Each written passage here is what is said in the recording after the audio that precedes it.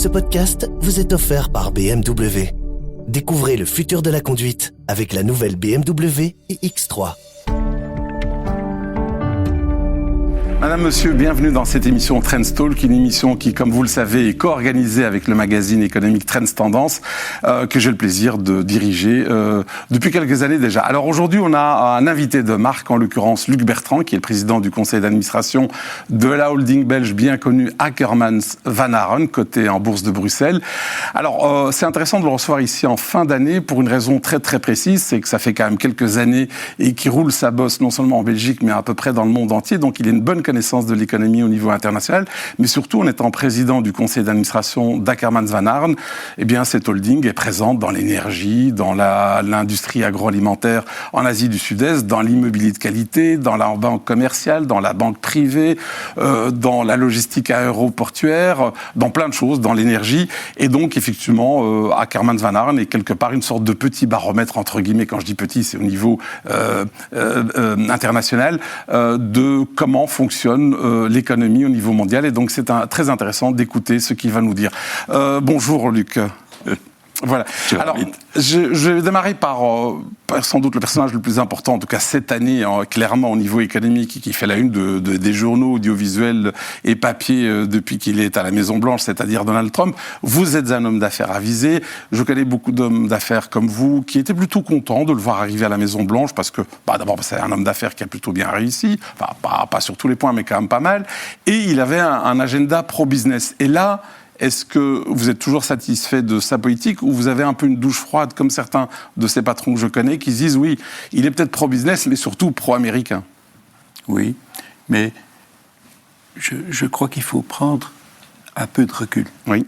Et donc il faut regarder ce qui s'est passé les 15 ou 20 dernières années. Nous avons assisté à un développement extraordinaire de notre planète avec la globalisation. Mais qui l'a permis? C'est les États-Unis. Oui. Qui l'a financé? C'est les États-Unis. Et donc, si on regarde les chiffres, un déficit de 1100 à 1200 milliards de dollars par an, environ, à certains moments, c'est plus le cas aujourd'hui, 400 à 500 milliards sur l'Europe, 600 milliards et plus sur la Chine, et puis encore d'autres pays. C'est intenable. C'est intenable.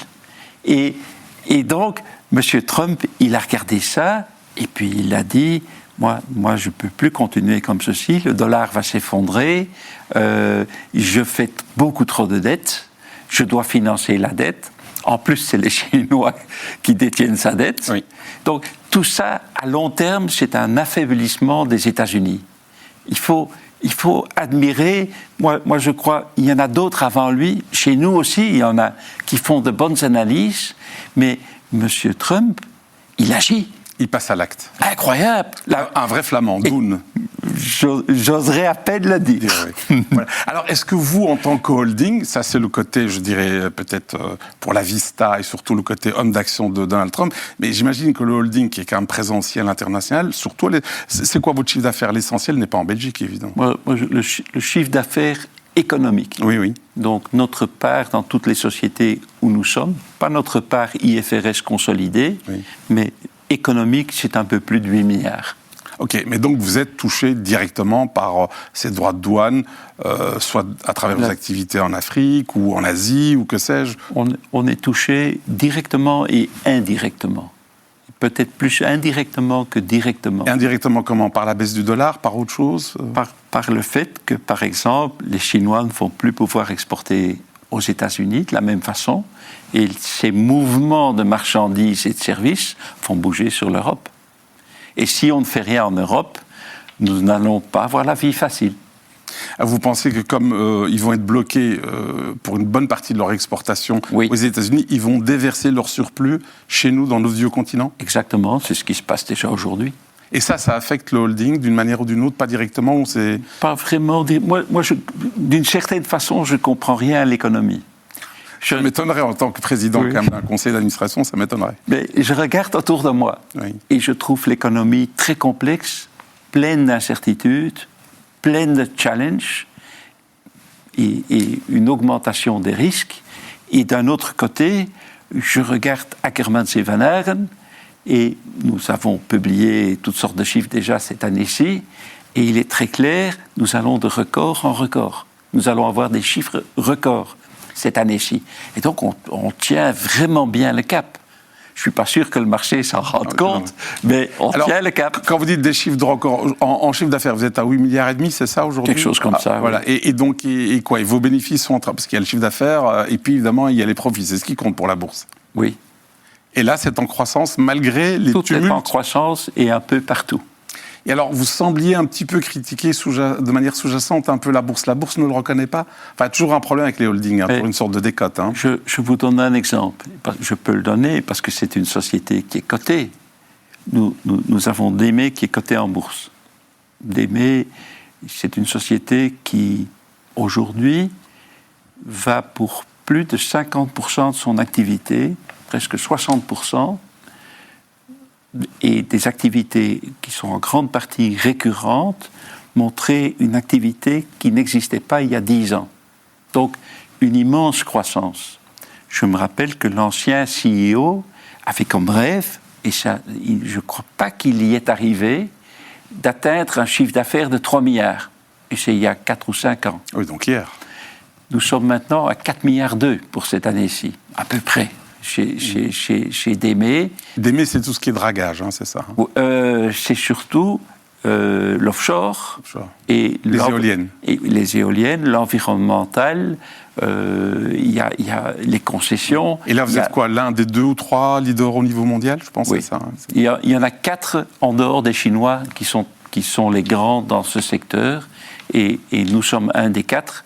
Et tout ce qui se passe sur l'eau, en dessous de l'eau, sur les mers et les océans, nous sommes un spécialiste. Et quoi ? Et la bourse aujourd'hui, vous êtes en train de dire qu'elle ne valorise pas assez ça à travers le cours ? Mais si je crois les analystes, et il y a toutes sortes d'analyses qui sont sorties, on pourrait avoir un EBITDA de plus de 900 millions cette année-ci chez DEME.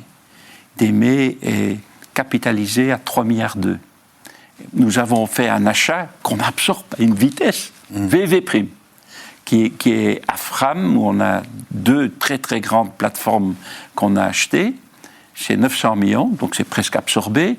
Il nous reste 3, je vais dire quelque part, entre 400 et 600 millions de dettes. Mais vous vous rendez compte, une affaire qui fait plus de 900 millions, à travers le monde entier, dans des secteurs verts, dans les technologies de demain, avec des ingénieurs brillants, qui ont un très grand talent et un excellent management. Et cette affaire, elle est cotée à 4 ou 5 fois l'EBITDA. Ça n'a aucun sens. Alors, question qui n'était pas prévue, mais je vous la pose. Pourquoi rester alors en bourse ? On le voit, un certain nombre d'entreprises quittent la bourse. Même le groupe qui dirige ce média, Roularta, veut sortir de la bourse. Qu'est-ce qui fait que vous restez malgré tout, malgré cette petite déception en bourse ? Amit, ne me tentez pas. C'est une réponse en soi. Alors, parlons de la réindustrialisation. On en parle beaucoup ici en Europe. Vous vous présentez souvent comme un industriel. Mais si je peux ajouter quelque chose, le fait qu'ils sont cotés leur donne une identité à eux-mêmes. Et je crois que ça donne une force à une société d'avoir son identité, son management, son autonomie. Et c'est le cas de DEME. Donc, enfin, il y a DEME et puis il y a le holding. Oui, et CFE aussi, et AVH aussi, évidemment. Alors, parlons d'un thème qui vous tient beaucoup à cœur. Vous êtes un industriel, vous vous présentez comme un industriel flamand avec une âme très belge, très belgicaine. On parle beaucoup de réindustrialisation. Anversois. Et anversois, évidemment. Ouais. Voilà, puisque tout le reste est un parking, comme on le dit exactement. Vous êtes le centre du monde. Alors, parlons de la réindustrialisation. Tout le monde en parle en Belgique, en Europe et tout. Mais on le voit bien, il y a les slogans. Et puis la réalité, vous le savez mieux que quiconque, c'est il faut des terrains, quand on les a, et quand on les a pas, il faut les autorisations. Oui. Enfin, voilà, quand on les a, pardon. Il faut les talents, on les a pas toujours dans certains pays, il faut des soudeurs, des électriciens qu'on trouve pas. Oui. Et puis surtout, il y a le prix de l'énergie, qui est 2-3 fois plus élevé. Et donc, j'ai envie de vous poser la question, il faut vraiment, aujourd'hui, avoir beaucoup de volonté pour rester dans le secteur industriel en Europe. C'est tout à fait exact. Et je crois qu'il faut très très bien réfléchir aux solutions. Mais bon, vous me faites sourire parce que nous avons évidemment, une des solutions pour l'énergie, et c'est nos éoliennes, et nos champs d'éoliennes, mais tout prend tellement de temps. Moi, je ne comprends pas, on a 2 fois 1 gigawatt sur l'Écosse, on doit amener des câbles sur la Belgique, il y a cette fameuse île Princesse Elisabeth. En mer du Nord, oui. Tout ça, on devrait accélérer, on devrait le faire très rapidement, on en a absolument besoin. Si je pouvais négocier avec une société dans le port d'Anvers, j'aurais des contrats immédiats sur ce genre de choses. Mais tout prend tellement de temps en Europe. Ça, c'est le problème. C'est le rythme. À l'inverse, justement, c'est ce qui frappe un homme d'affaires. Alors, on peut ne pas être d'accord avec Donald Trump, c'est que tout va très vite là-bas. Oui. Et puis, on fait peut-être des erreurs, mais on revient, on rectifie. Ici, non. On ne bouge pas, en fait. C'est le drame. Mais j'espère qu'il changera sur une chose. Laquelle ? C'est sa politique sur l'énergie renouvelable. Ah oui, là, il est... Et là aussi, il y a toujours des raisons. Et je le comprends très bien. Il ne faut pas aller construire des éoliennes en face de ces terrains de golf. Non. C'est une très mauvaise idée et il n'a pas aimé ça et il veut nous punir. Et je le comprends. Et nous devons trouver des solutions pour que ça n'arrive plus. Alors, vous êtes très actif là-dedans, tout ce qui est énergie durable, renouvelable, etc. Vous n'avez pas peur que ce soit quand même une technologie qui est quand même surtout maîtrisée par les Chinois ?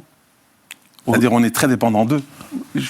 Pas tellement dans l'éolien, sur l'eau, parce que justement, vous avez ces sociétés comme la nôtre, qui ont cette spécificité, qui sont très compétitifs, mais oui, sur tout ce qui est solaire. Oui. Donc, vous n'allez pas avoir de panneaux solaires si ils ne viennent pas de Chine. Okay. Et donc, ça, vous avez raison.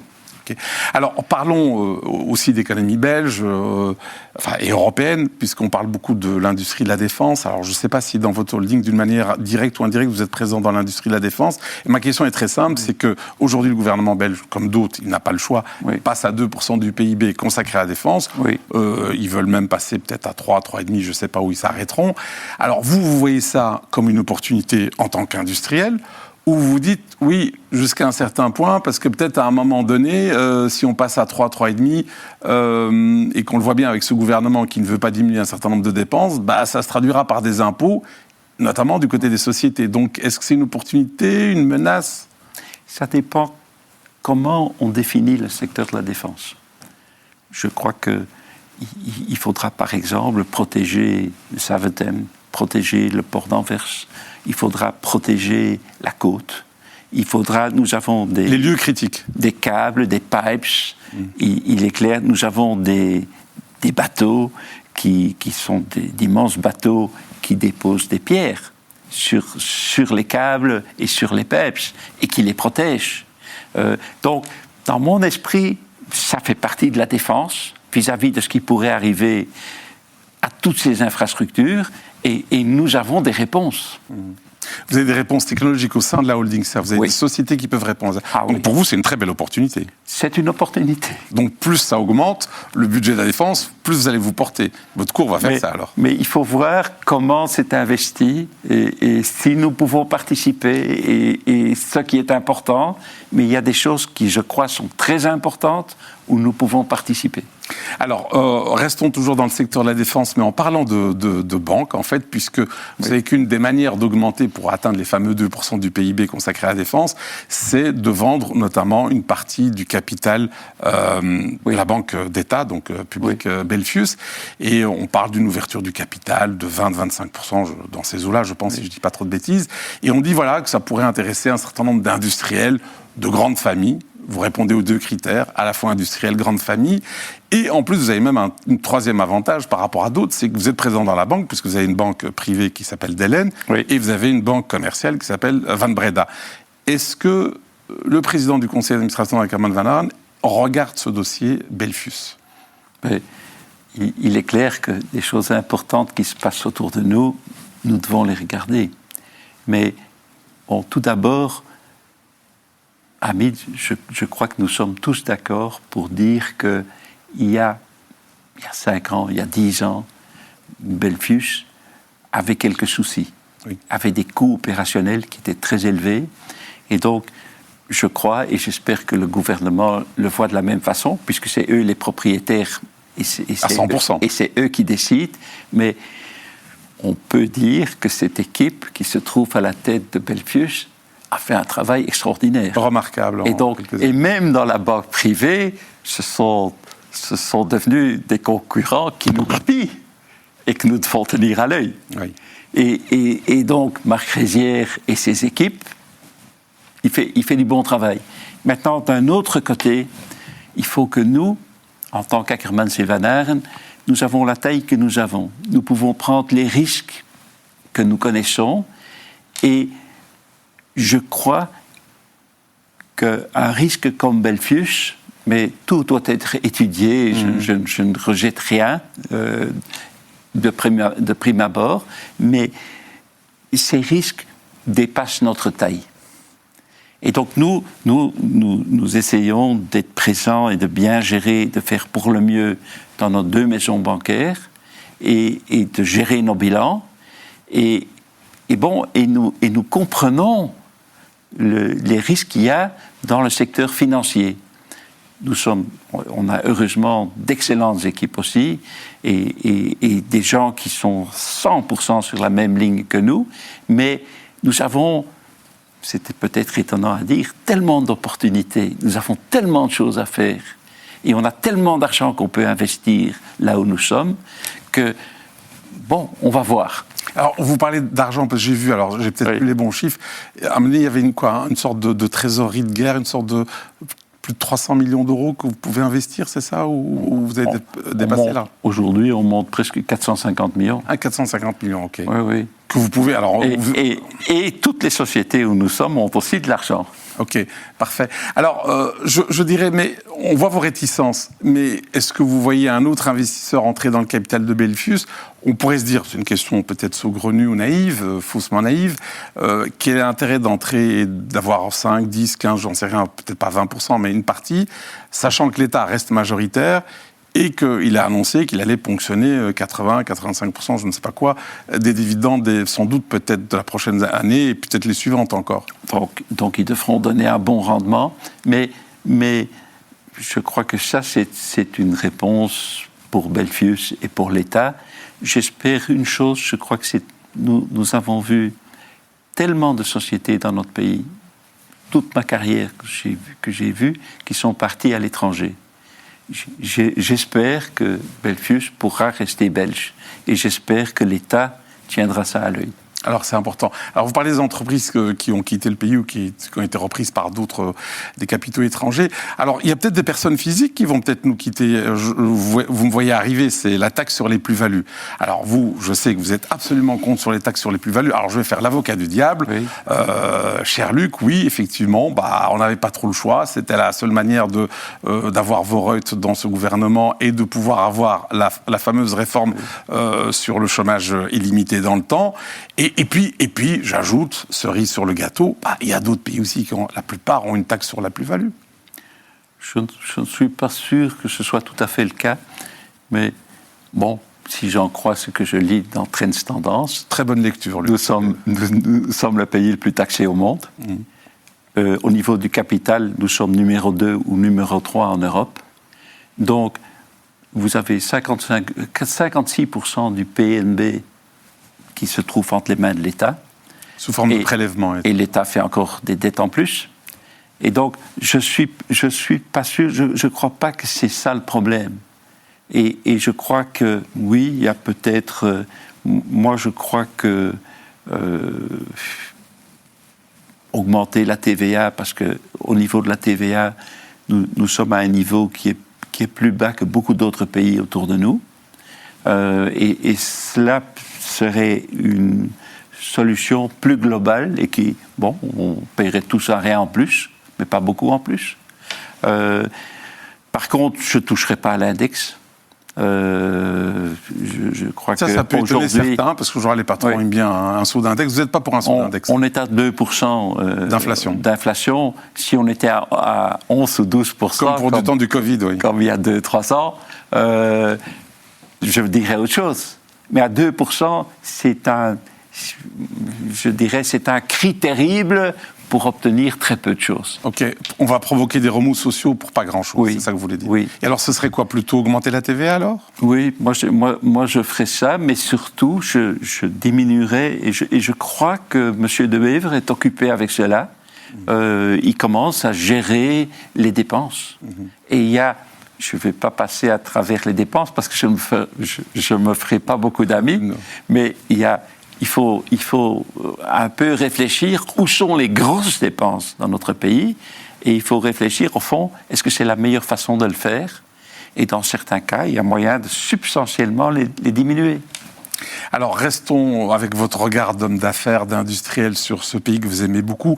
On a expliqué tout à l'heure que vous avez un chiffre d'affaires qui est largement à l'étranger. Vous auriez pu décider de vivre à l'étranger ou de mettre votre siège social. Vous avez décidé de rester en Belgique. Mais alors, est-ce que vous ne souffrez pas en tant que Belge de cœur en voyant un gouvernement au niveau fédéral qui existe mais qui n'arrive pas à voter son budget, et à Bruxelles, vous habitez aussi à Bruxelles, là il n'y a même pas de gouvernement. Oui. Je trouve que ce n'est pas rien que la Belgique. Donc on peut essayer d'aller dans d'autres pays, mais j'ai l'impression que le système démocratique fonctionne moins bien. Chez nous? Non, en Europe. En Europe et même aux États-Unis. Oui, bien, très clairement. Clairement. Dans beaucoup de pays. Et moi, je ne suis pas pour les dictatures. Mais il faut réfléchir à ce système, il faut réfléchir à ce qui se passe avec les nouveaux médias. Et tout ça va prendre un peu de temps à être absorbé. Et bon, et je trouve que ça veut dire il y a des remous. Et on doit passer à travers les remous.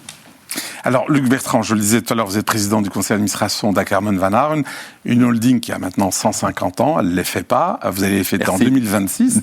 Alors, vous êtes très présent, je l'ai dit tout à l'heure, dans l'énergie, dans l'immobilier, dans l'industrie agroalimentaire, dans l'immobilier de qualité de ça, dans la banque, dans plein d'activités, j'en oublie certainement.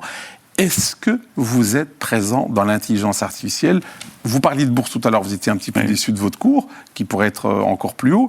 Beaucoup plus haut, mais on le voit bien, la bourse aujourd'hui, elle est amoureuse dès qu'il y a les deux lettres IA ou AI, je ne sais pas comment on le dit en anglais. Tout à fait. Et est-ce que vous allez aussi aller acheter une boîte dans ce secteur-là? Comment vous faites? Mais nous avons... Bon, je dirais que vous seriez étonné, mais dans la banque, dans le secteur maritime, dans ce que nous faisons, il y a tout plein d'applications d'intelligence artificielle que nous sommes occupés à mettre en place. Et donc, par exemple, nous recevons des clients. Là, vous parlez de la Banque d'Hélène, par exemple. La Banque d'Hélène ou Van Breda, nous devons traiter l'information.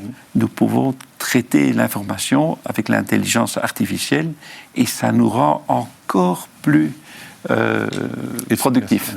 Oui, plus productifs. Et c'est clair qu'à terme, dans certains endroits, nous aurons des bateaux où il y aura peut-être personne sur le bateau. Tout se fera avec l'intelligence artificielle. Donc, il y a beaucoup d'applications. Nous sommes aussi dans une société, c'est moins connu, qui est dans ce qu'on appelle le supply chain. Oui. Et ça, ils n'ont que l'intelligence artificielle à terme, et c'est OMP, qui est un petit bijou. Nous sommes aussi en Inde. Il y a, comme vous savez, là-bas, ce sont les maîtres de ce genre de choses. Les logiciels, etc. Oui, donc nous regardons et je crois que nous allons participer à ce mouvement, mais nous allons devoir le faire connaître. Il faudra que le marché se rende compte qu'on n'est pas du tout une société d'hier, mais avec nos super ingénieurs, on est une société de demain. Mais donc, si je résume bien, non seulement l'IA, vous l'appliquez dans toutes vos sociétés, est-ce que c'est quelque chose, en tant que président de conseil d'administration, que vous regardez de près pour voir si... Oui. Nous sommes et surtout le management d'AVH, et dans les conseils des sociétés dans lesquelles nous participons, ils ont des mandats partout où ils sont pour s'assurer qu'on implémente l'intelligence artificielle. Alors, Luc, question, peut-être certains se disent, mais est-ce qu'il va oser lui poser la question, est-ce que vous-même, vous utilisez l'IA Je crois que je peux vous répondre positivement. Okay. Et nous avons des gens chez nous qui viennent chez moi et qui s'assurent que je l'emploie. Exactement. Et par exemple, on a parlé évidemment de l'IA, etc. Toutes ces discussions qu'on a ici depuis quelques mois maintenant, bulle, pas bulle, va-t-elle exploser, pas exploser? Oui. Vous êtes dans les affaires depuis très longtemps, vous avez assisté à la bulle Internet, à son éclatement. Est-ce qu'on est dans la même configuration ou vous dites non, c'est différent? Je crois qu'on assiste à mais je ne suis pas sûr que les jeunes autour de nous, qui n'ont pas vu tout ce que nous avons vu sur autant de dizaines d'années, nous assistons à une accélération du progrès. Ils ne se rendent pas compte de la chance qu'ils ont, qu'ils vivent en 2025, 2026 prochainement. Le monde est occupé à changer. Tous les jours, il y a de nouvelles choses qui arrivent et qui vont améliorer la façon dont nous vivons. Et donc, dans mon esprit, quand cela se passe et qu'il y a des besoins à très long terme, ce n'est pas une bulle. Mais il y a des cycles. Et donc, il faut faire la différence entre une bulle et un cycle. Le cycle, il faut faire le gros dos, et on passe à travers et on continue à investir. La bulle, il faut couper. Oui, ça c'est la bulle plutôt financière. Quand ça éclate. Et quand on dit que cette IA pourrait peut-être détruire des emplois de manière massive, vous y croyez ou vous dites non, il y aura un remplacement, il y aura d'autres métiers qu'on n'a pas vu venir qui vont arriver? Mais depuis toujours, tout ce qui est nouveau, ça évidemment, ça menace certains secteurs de l'économie et ça menace des sociétés si elles ne s'adaptent pas. Mais si elles s'adaptent, en général, tout continue. Et on a toujours vu, moi je vois une seule chose en Belgique, c'est que nous cherchons des gens partout. Et je crois qu'on a 700 000 ou 800 000 malades. Au niveau on me dit que la moitié travaille, mais ils sont malades. Et mais moi je ne les trouve pas. Nous avons besoin de personnes qualifiées que nous ne trouvons pas pour nos affaires. Oui, donc le discours alarmiste, vous n'y croyez pas. Vous dites, non. Pour moi, le problème, c'est plutôt de trouver des gens plutôt que de m'inquiéter d'un avenir hypothétique. Mais ce qui se passe, c'est que le monde change de façon accélérée autour de nous. Et donc, je ne vais pas vous dire que tout est beau, tout est bon. Il faut être très attentif. Et il faut intervenir parce que ça va très vite. Alors, parlons un petit peu de votre management. Vous êtes à la tête d'un holding qui va fêter ses 150 ans en 2026, avec un track record qui est absolument magnifique. Quand vous entrez dans une boîte, et vous avez fait allusion peut-être que vous allez peut-être entrer dans l'une ou l'autre boîte avec vos plus de 400 millions d'euros de cash. Voilà, exactement. Vous n'allez pas les laisser dormir en bon état. Voilà. Vous regardez quoi? Le chiffre d'affaires, le profil, les EBITDA, pour parler comme vous, la qualité du management, le secteur, un mélange de tout. Comment vous faites? Parce qu'il ne faut pas se tromper. Oui, mais je crois de ce que je vous ai dit. Deux choses qui sont... il y a beaucoup d'autres choses, et on fait des due diligences quand on rentre dans des sociétés, mais il y a deux choses qui sont hyper importantes. La première, est-ce que cette société a un produit ou un service dont on a besoin, et dont on aura... Et le produit ou le service devra s'adapter, changer, devenir plus compétitif. Il y aura besoin de nouveaux hommes, plein de choses. Oui, il ne va pas rester figé. Mais est-ce que c'est quelque chose qui tiendra la route dans 20 ou 30 ans parce qu'on en a vraiment besoin? Vous avez besoin de manger. Tout le monde, nous, on a tous besoin de manger. Toujours. Bon, si vous avez un produit qu'on aime bien manger, il est clair qu'il sera encore là dans 30 ans. Okay. Je pense à mes amis de Lotus, entre autres. Oui. Le second point, c'est le talent, les hommes et les femmes. Et je suis très fier on commence à avoir des femmes chez nous qui ont beaucoup de talent. Et à des niveaux élevés chez vous? À des niveaux plus élevés, et on a commencé dans nos conseils. Okay. Et on avance, mais... Talent et les produits, et vous ne tombez pas amoureux du produit aujourd'hui, vous essayez de tomber amoureux du produit comme il sera demain, dans 20-30 ans. Oui. Est-ce qu'il tient la route à très long terme? Mais surtout les hommes et les femmes, et on ne se rend pas compte, On peut critiquer la Belgique, et moi je critique beaucoup sur les finances, sur plein de choses. Je sais que je paye beaucoup trop d'impôts, mais on a des hommes extraordinaires qu'on peut mieux employer, et nous vivons dans un pays où il fait bon vivre. La plupart des Belges, ils sont contents de rentrer chez eux. Oui, tout à fait. Quand, Et on l'oublie quand ils peut-être reviennent un de petit voyage. peu. Et comment vous faites pour repérer ces pépites que vous achetez à un moment donné, ou vous entrez dans leur capital? Ça vous vient quoi? C'est par des banquiers d'affaires? C'est en lisant les journaux, le Financial Times ou que sais-je? Ce sont vos relais locaux? Comment elles viennent? Je dirais, aujourd'hui, ça dépend où nous sommes. Il est clair qu'en Inde, on n'a pas les mêmes relais que nous avons en Belgique. En Belgique, ça m'étonnerait qu'il y ait des choses importantes qui se passent. Qu'ils soient sous le radar que vous n'avez pas vu. Sans que nous le voyions. C'est impossible. Mais en Inde, ça m'étonnerait qu'on ne reçoive pas les plus mauvais dossiers. Après que tous les autres locaux, les locaux comme nous, en Inde, les aient tous vus. Et donc, ça veut dire que dans ces pays-là, en général, il faut s'associer avec des familles, il faut être proche des gens. Qui connaissent le terrain. Et des gens qui connaissent le terrain, et puis des gens qui comprennent qui vous êtes, ce que vous avez fait, et qui savent qu'ils peuvent nous faire un peu confiance, et qu'on est là pour le très long terme. Et on n'est pas là pour les vendre dans 3 ans à du 15%. Et vous préférez travailler avec des fonds, ou plutôt, vous venez d'y faire allusion, plutôt des grandes familles? Parce que votre ADN, c'est la famille. Je préfère les familles. Mais on peut travailler avec des fonds aussi. Et pourquoi les familles? Parce qu'elles sont ancrées sur le long terme? Oui. Oui, et parce qu'elles ont tout le passé, la culture de la boîte, et leur nom est dans la boîte, et on est à côté d'elles, et on continue dans la longueur de ce qu'elles font. Famille, mais des familles de longue date quand même. Oui. Avec un track record. Tout à fait. Alors, malheureusement, Luc, on arrive au terme de cette émission. Comme toujours, ça va très très vite avec vous parce que vous êtes passionnant. J'aimerais vous poser quand même une question qui va certainement intéresser les personnes qui nous regardent. Selon vous, avec votre poste, je dirais, de vigie là où vous êtes, quel serait le plus grand danger pour un investisseur européen que vous voyez à l'horizon, hein, pas dans 3 mois, mais aussi la plus grande opportunité? Moi, je crois, maintenant, je vous parlez au niveau européen. Bien sûr, oui. Je crois que l'Europe doit un peu... Nous avons assisté à la création de l'Europe. Mais l'Europe est incomplète. Je trouve que ce qui a été créé, moi je suis européen jusqu'au bout des ongles, oui, avec une culture anglo-saxonne. Oui. Mais cette Europe, on doit la gérer, on doit mieux, il faut qu'elle fonctionne de façon plus efficace, il faut que ça devienne une vraie Europe. Et aujourd'hui, ce n'est pas le cas.